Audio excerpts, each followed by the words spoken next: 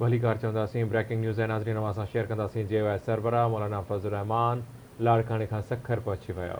मुल्क जी मौजूदा सूरत हाल 2024 जूं चूंडूं चोराइण जो नतीजो आहे। मौलाना फज़ल रहमान जो इहो चवणु आहे JUI हमेशह तशद्दुद वारी सियासत जी मुखालफ़त कई आहे।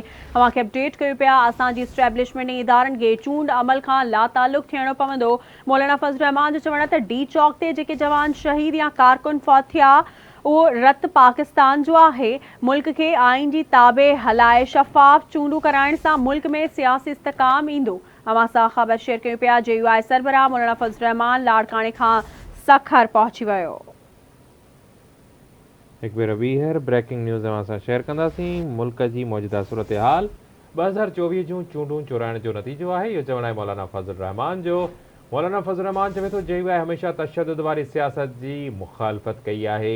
असांजी इस्टेब्लिशमेंट ऐं इदारनि खे चूंड अमल खां परे थियणो पवंदो। मौलाना चवे थो D चौक ते जेके जवान शहीद या कारकुन फौत थिया उहो रत पाकिस्तान जो आहे।